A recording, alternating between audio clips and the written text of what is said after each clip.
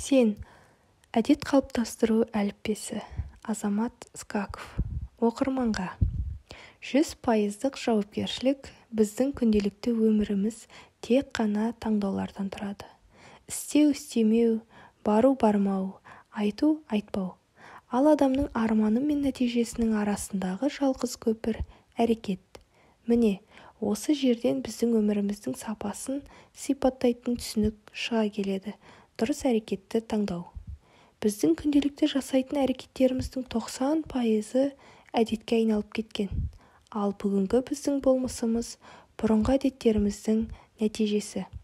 Демек, сәйкесінше, бүгінгі әдеттеріміз болашағымыздың қандай болатынына тікелей әсер етіп жатыр. Өмірдің заңдылықтары осындай қарапайым дүниелерден тұрады. Оны қиындатып алатын өзіміз. Неге қиын, қол жетпес, ұзақ болып көрінеді.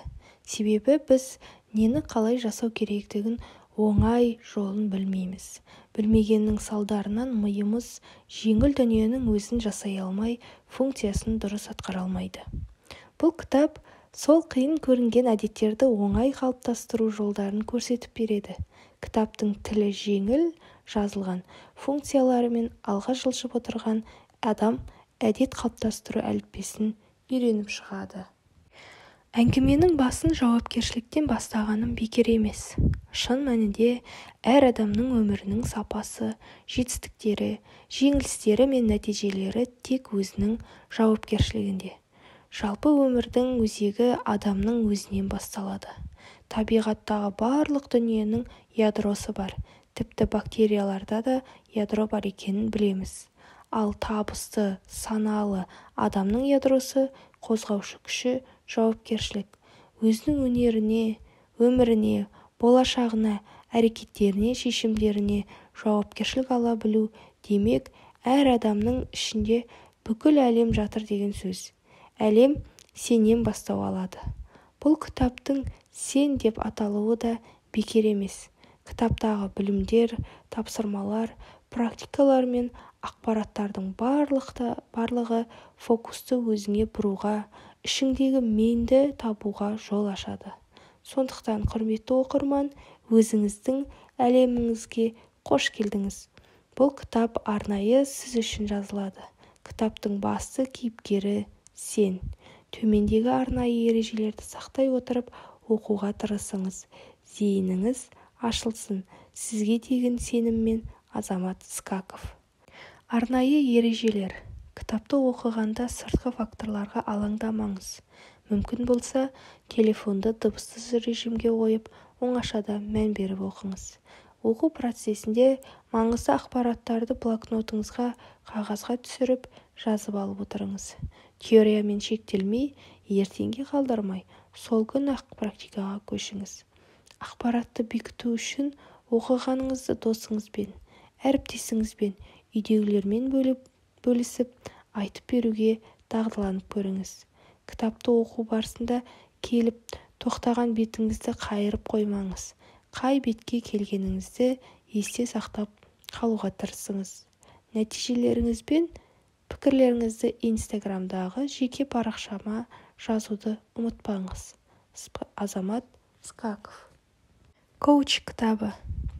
Адамдар маған көбіне қандай сұрақтармен келеді деп ойлайсыз? Қалай көп ақша табуға болады? Немесе өзімді жоғалтып алдым? Әлде жалқаулықтан қалай құтылуға болады? Әрине, барлығы жақсы өмір сүргісі келеді. Барлығының мақсаты өзінде. Өмірінде жоқ дүниелерге бірден қол жеткізу. Соңғы 2 жылда 2000-нан астам адамға жеке талдау өткіздім. Талдауға келген адамдардың әрқайсысы әртүрлі, бірақ олардың келіп тірелетін мәселелері мен нүктелері ұқсас. Төмендегі пункттердің ішінде өзімнің статистикам бойынша адамдардың жиі бет-бе-бет келетін мәселелерін қостым. Сіздің бұл тақырыптардың қайсысы қызықтырады? Ішіңізде қандай мәселелер бар? Оқыған кезде өзіңізге анализ жасап отырыңыз. Қарыздан қалай құтылуға болады? Өмірімді реттеп, жүйелеу үшін не істеуім керек?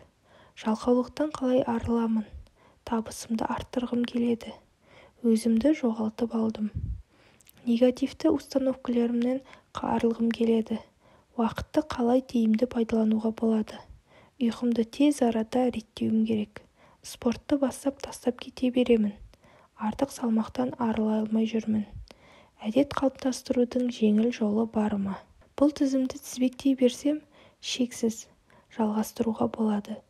Өзіне көңілі толмай, басындағы ойларын жүйелегісі келетін адамдардың бәрінің қалауы ортақ. Бәріне тез қол жеткізе салғысы келеді. Адам табысын арттыру үшін, ортасына абыройлы болу үшін, арман мақсаттарына жету үшін, командасын басқару үшін алдымен өзін, өмірін, ойын басқаруды үйрену керек. Ал өзіңді басқарып, өміріңе жауапкершілік алу қарапайым дүниелерден тұрады. Мәселеңізді шешіп, өміріңіздің сапасын жақсартуды, әдеттеріңізді реттеуден, ұйқыңызды дұрыстаудан бастаңыз. Жеке талдау жұмысын жүргізудің арнайы жүйесі бар. Көбіне талдау барысындағы адамдар түпкі сұрақтарының шешімін тауып, нақты стратегиясын алып кетеді. Басында шашырап жатқан ойлар жүйеленіп, карта пайда болады. Күніне тұрақты түрде 3 жазбыр өткізген күннің өзінде жылына 1000-ға жуық адамға ғана үлгереді екенмін. Барлығына бірдей бір уақытта көмектесіп үлгеру мүмкін емес. Сондықтан осы кітап арқылы оқырмандардың сапалы жеке талдау жұмысының эффектісін алып шыққанын қалаймын. Бұл кітап теориядан ғана емес, практикадан да тұрады. Әр мысал, ақпараттарды оқыған сайын өз-өзіңізге анализ жасап отырыңыз. Іштей дұрыс сұрақтар қоюды үйреніңіз. Практикалық тапсырмаларды орындаңыз. Ең алдымен өзіңізге не ұнамайды? Өміріңіздегі, өзіңіздегі нені қалай өзгертер едіңіз? Жазып шығыңыз.